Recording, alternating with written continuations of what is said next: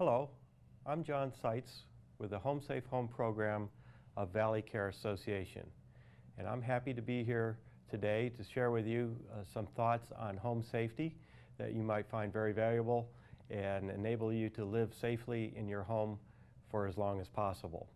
You may want to grab a piece of paper and a pen, because toward the end of the program I'm going to have some information on how you can contact Home Safe Home to access some of the services that are available to you and to discuss anything that you've seen on the show today. Again, I'm John Seitz, the Home Safe Home program of Valley Care Association. Valley Care is a private nonprofit based in Sewickley and in Ambridge, and we have a number of programs. One in Moon Township is the Valley Care Adult Day Care Center in the Charrington area, and we also have an adult day center in Ambridge, Pennsylvania too. The Ambridge one has been there for a number of years, 7 or 8, 10 years, and the one in Moon Township is relatively new. Today I have with me Lee Niedergall from Concordia Visiting Nurses. Hi, John. Hi, and thanks a lot for coming over today.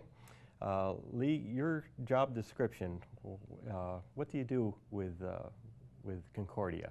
I'm one of the OTs at Concordia Visiting Nurses. I actually have a 2-year degree. I am considered a CODA, and I work in the Beaver County office. We have our main campus is in Cabot, Pennsylvania, and they supply home health to 5 different counties. But our little branch in the Baden area actually covers all of Beaver County and northern part of Allegheny County down to the South Hills. We'll be talking with Lee in a little bit, but first I want to tell you some things about the importance of home safety, especially for older adults. Valley Care Association works mainly with older adults and people with disabilities, and you may find this information very valuable. When we're young, we have the attitude, it's just a natural part of growing up, that I will live forever, so far so good. And as we all know, that's a fine attitude for youth, but it doesn't really work as we get older and older, because we realize the reality of living. And as we live in our home, especially those of us who've lived in the same home for 30, 40, even 50 years, the attitude oftentimes is, I plan to be safe in my home forever, so far so good.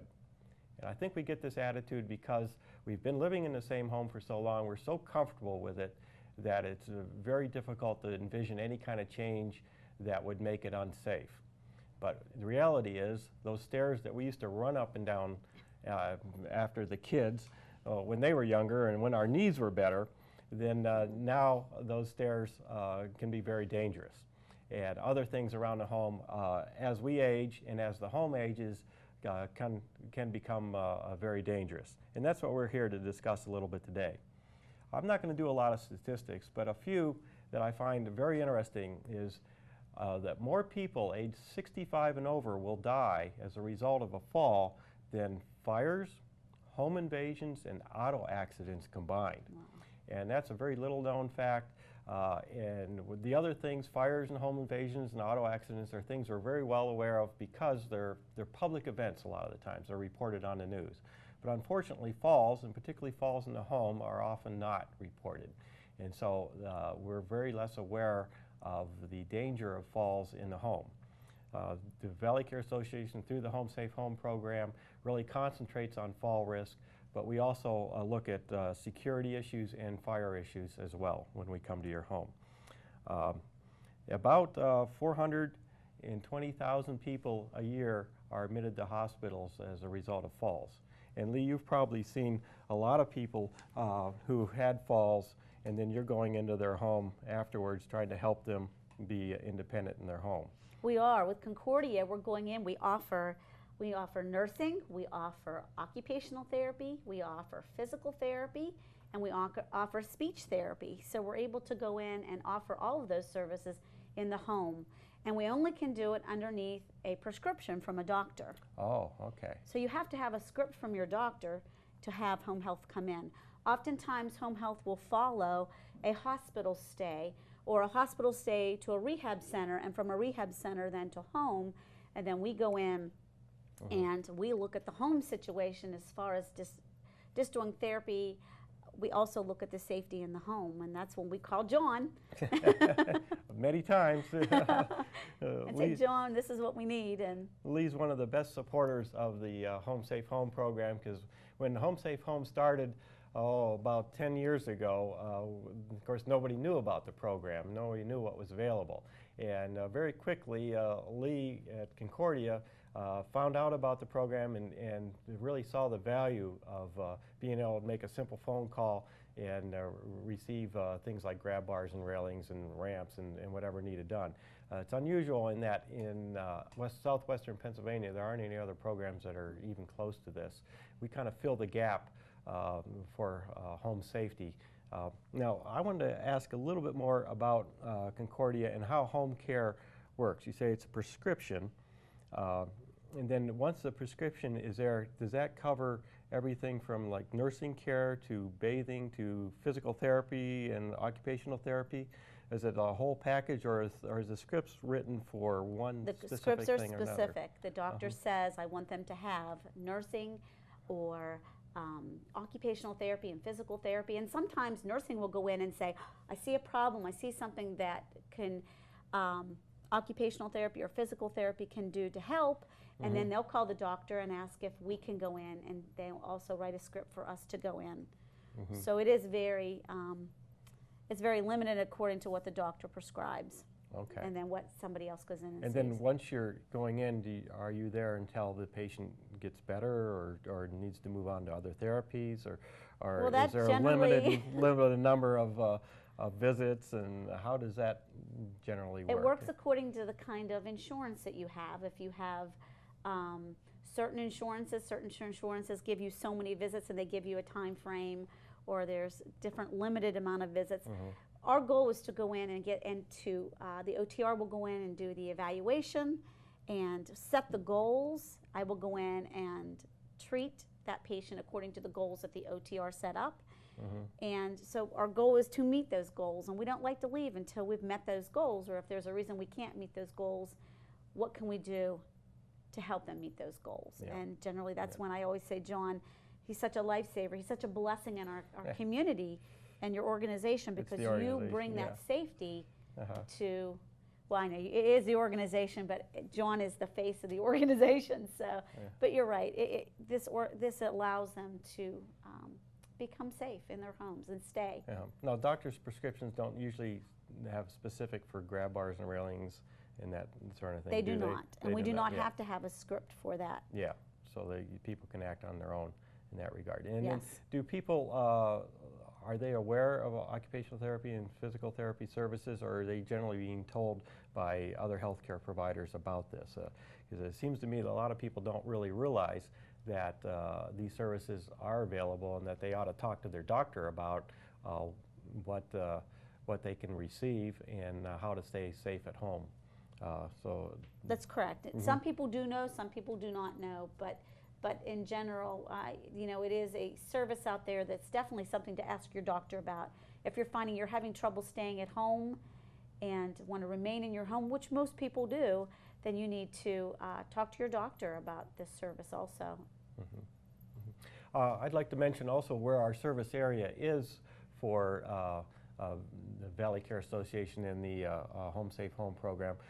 This is a Moon Township, Coraopolis, Neville Island. I'm not sure how far this program reaches, but those areas are definitely within Valley Care's and Home Safe Home service area. So it'd be very easy for people to access the service, and I hope you have your paper and pencil ready, because we're going to be giving that phone number in a little bit here. I wanted to also talk some specific things about how you can make simple changes in your home to make it a little bit better. And the first thing, you may see it on the table here, is a stainless steel grab bar that I've brought along. This is a 16-inch long grab bar. Again, stainless steel, has nice little end caps so you don't see the screws as it's mounted in the wall. In my opinion, every bathroom in America ought to have these. in their tub, in shower, and also probably by the commode. From age 2 to 102, they come in handy. That's right. That's exactly right. Because oftentimes I'm going to somebody's home and I am suggesting grab bars, or Leah's called up and suggests grab bars, and they don't really want to put them in because they think it's something that indicates frailty. And that kind of goes back to what I said in the beginning, that I plan to be safe here forever, so far so good. So far so good is not really a good attitude, especially if you're coming home from the hospital or rehab or having any kind of illness or accident and trying to get in and out of the tub, and it's a little different than the way you got out in and out before. So you really want to get what they call nowadays proactive and cut off the problem before it is a problem, and a really good way to do that is simple grab bars. I always guarantee my patients, I can guarantee they don't want a broken hip or a broken shoulder or a broken arm. It's a guarantee. That's right. So yeah, and they probably agree with you on that. They do. Yeah, and when you go into a home and it needs grab bars, where do you like to see them installed in a typical tub shower arrangement that most of us have? Do you have a specific place that you generally like to have them? Say, I know when someone's coming home from the hospital and they may have a stroke or so, they may have to be a very specific spot because of their physical condition. But say a house in general that you wanted to make safe. Most people step into the front of their tub. So what they're doing is they're holding onto the wall, or if there's a sink beside them, and they're stepping over into the tub. My recommendation is a vertical grab bar, when you hold onto that grab bar and you step over into the tub. Right. I also like to see them on the back, on the wall, either horizontal or vertical, sometimes at an angle, but if it's too much of an angle, I do have people say it gets slippery and their hand slides. So I know a lot of the ones that you've been doing lately have been the vertical ones. Vertical ones, yeah. I've learned to like the vertical ones because a horizontal grab bar becomes a towel rack, unfortunately. And a towel rack is not a safety item. It's the opposite. It's a risk. And that's human nature, and I'll tell you, it happened at our house. We have a vertical grab bar in our shower for going in and out of the shower, and then in the back of the shower is a horizontal one. And boy, that becomes a towel rack or a washcloth rack, in our case, pretty easily. And I'm even guilty of that. So I've learned from my own experience that if I can put them at a vertical, then that's helpful. It prevents that. Yeah. Another place that I like to see them, if someone has trouble getting on and off of their commode, sometimes people put the Versamodes over top of the commode so they can help push themselves. As a therapist, we teach people to push off the surface that they're leaving and to reach back when they're sitting. If they don't have something to reach back for, or the commode is low, the grab bar gives them something to hold on to for security and safety as they reach back with their other hand and sit on the commode. So that is another great place for a grab bar. And I think sooner or later that all the building codes for new construction are going to specify grab bars, especially in the tub. And again, what you said earlier, from age 2 to 92 is very good, because once it's installed, anybody will use it. So the grandkids will use it when they're going in and out of the tub, and anybody will. And it's like a railing going down the stairs when you're walking in a public place. Our hand naturally goes to that railing without even thinking about it. And the same is true, I think, with grab bars. If it's there, it's going to be used, and they really don't decrease the value of a home. It really increases the value, especially if your home is on one level. Then now those homes are becoming a premium these days for older adults, and we live in an area with many older adults, and many of us baby boomers are going to be looking for one level living, and if it already has grab bars, then that's certainly going to be a plus. One of the other things I wanted to talk about is a newer product called an Easy Step, or Tub Cut. There's a number of products about that, and what it is if your tub is too high for getting in and out safely, and it's too expensive to tear out the tub and put in a walk-in shower, then we can cut out the sidewall of the tub, 24-inch